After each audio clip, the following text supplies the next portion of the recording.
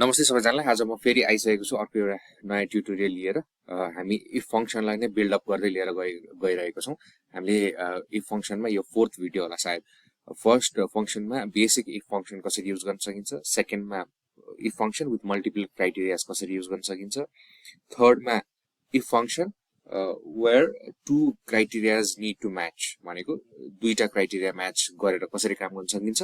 र अब यो चौथो भिडियोमा चाहिँ सो हामीसँग मल्टिपल क्राइटेरियाजहरु हुन्छ, त्यो क्राइटेरियाजहरु मध्येमा कुनै एउटाको चाहिँ क्राइटेरिया म्याच भयो भने सर्टेन रिजल्ट चाहिँ डिस्प्ले गर भनेर चाहिँ युज गर्ने फिचर चाहिँ आज हामी हेर्न गइरहेको छौं। त्यसको लागि चाहिँ इफ र अर लाई चाहिँ क्लब गरेर युज गर्नुपर्ने हुन्छ। ओके, सो नामैले पनि एकदमै क्ल्यारिटी आउँछ एक्सेल को फंक्शन्सहरुमा। इफ फंक्शन हामीले हेरिहाल्यौं अघि। अब यो भन्दा अगाडिको भिडियोमा एन्ड हेर्दाखेरि दुईटा क्राइटेरिया म्याच हुनु पर्यो, एन्ड भनेको छ नि त, यो पनि हुनु पर्यो त्यो पनि हुनु पर्यो। अब अहिले हामीले हेर्न गएको छ अर भनेको यो भए पनि भयो त्यो भए पनि भयो। ओके, सो अब यो नहेरिकन यतिकै बोल्दा मात्रै त एकदम भेग लाग्छ। ओके, सो हामीसँग चाहिँ अहिले अलिकति डिफरेन्ट शीट छ हामीले पहिला युज गरेको भन्दा।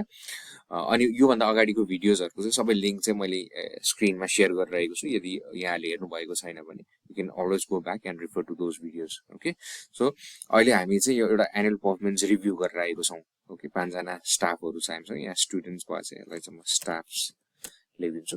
हामीसँग क्राइटेरियाज एचआर डिपार्टमेन्टले हामीलाई दिइसकेको छ। So someone whose rating or criteria is above 80%, उनीहरुलाई चाहिँ प्रमोट विथ पे राइज।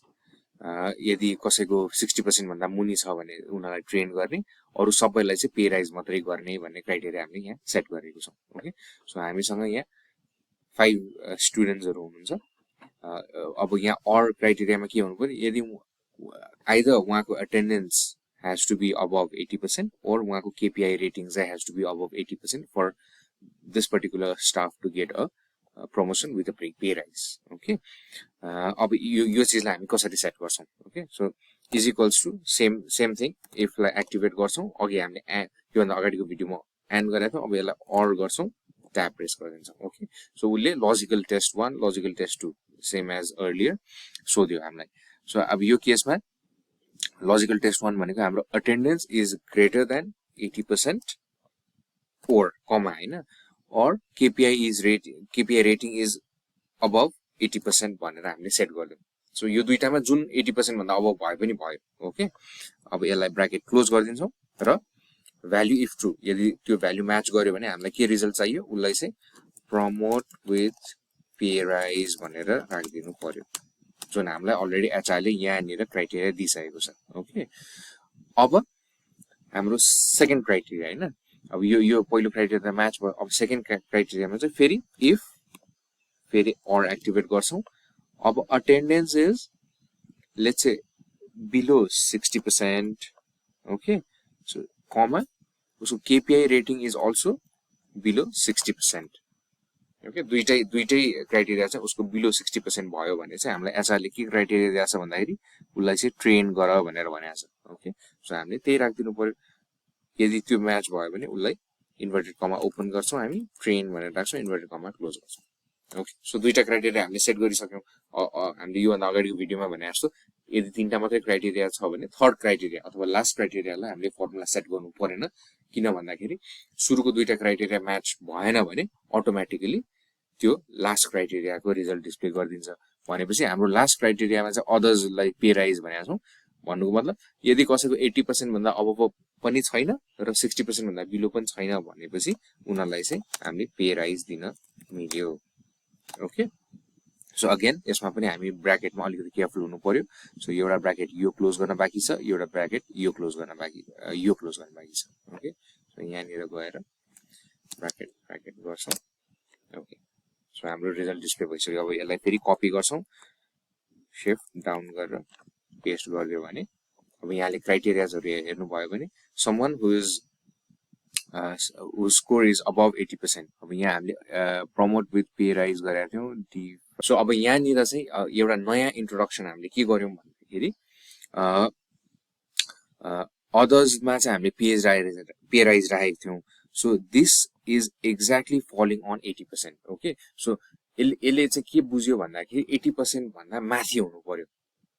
80 1 हुनु पर्यो अथवा 80.5 हुनु पर्यो ओके सो अब यो फर्मुलालाई ट्विक गर्दाखेरि हामीले चाहिँ एसआरले के भनेको छ भन्दाखेरि खास अबभ 80% भन्दा 80% एन्ड अबभ भन्न खोजे हो सो यसलाई चाहिँ हामीले एउटा फर्मुला ट्विक के गरिदिन्छौँ भन्दाखेरि is greater than is equals to यहाँ सेट गरिदिन्छौँ ओके सिमिलरली यहाँ greater than is equals to set गरिदिन्छौँ सिमिलरली यहाँ पनि 60% और बिलो 60% हो नि त भनेपछि यहाँ इज इक्वल्स टु सेट गरिदिन्छौँ ओके सो यो भन्नुको मतलब 80% अघिको फर्मुलाले मैले देखाउँछु फेरि यसले 80% भन्दा अबभ भयो भनेपछि 80% लाई चाहिँ उसले यो अदर्समा काउन्ट गरिदियो तर हामीलाई 80% एन्ड अबभ चाहियो भने चाहिँ यसलाई इज इक्वल्स टु हामी सेट गरिदिन्छौँ एन्टर प्रेस गरिदिन्छौँ उसले करेक्सन माग्यो यहाँ ब्राकेट्सहरु केही नमिलेर होला यसलाई ओके गरिदिन्छौँ अब control C shift down down down गरेर कन्ट्रोल भी गर्यौं भने हाम्रो फर्मुलाले काम गर्यो अब यहाँले एक्चुअली फर्मुला चेक गर्नुभयो भने हाम्रो क्राइटेरिया अबभ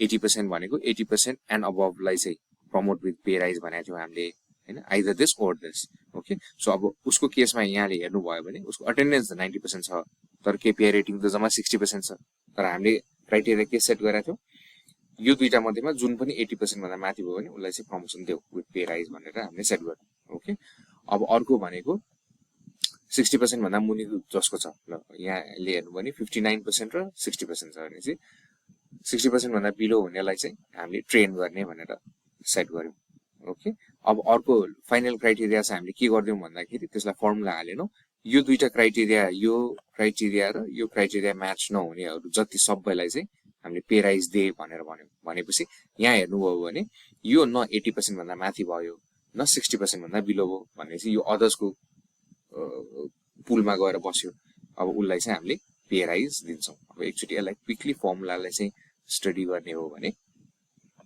एकदम सेम थिङ अघि मैले भने जस्तो अब एक्सेल को फर्मुला रिड आउट गर्दाखेरि नै कतिपय कुराहरु क्लियर भइसक्या हुन्छ ओके सो मलाई के चाहिएको थियो भन्दाखेरि either attendance or KPI rating चाहिँ has to be above has to be either 80% or अबभ okay भनेपछि मैले के गर्थे इफ और मा यदि अटेन्डेन्स चाहिँ 80% अथवा त्यो भन्दा माथि छ और केपीआई रेटिङ चाहिँ 80% अथवा त्यो भन्दा माथि छ भने चाहिँ उलाई चाहिँ प्रमोट गर विथ पे राइज ओके एउटा क्राइटेरिया त्यो हो हैन सेकेन्ड क्राइटेरिया भने चाहिँ यदि दुईटै चीज चाहिँ 60% भन्दा कम छ दुईटै भन्नाले दुईटा मध्येमा एउटा चीज चाहिँ 60% भन्दा कम छ भने उलाई चाहिँ ट्रेन गर भनेर भन्यो ओके अब यो दुईटै क्राइटेरिया म्याच नहुनेहरुलाई के गर्ने भन्दाखेरि उनीहरुलाई चाहिँ पे राइज दिने भनेर हामीले सेट गर्यौं ओके अब यसमा चाहिँ मैले यो एक्चुअली फर्मुला चेक गर्नको लागि चाहिँ लेट्स सपोज यहाँ हामीले अघि 80% राखेको थियौं अब मैले यसलाई 60% बनाइदिए भने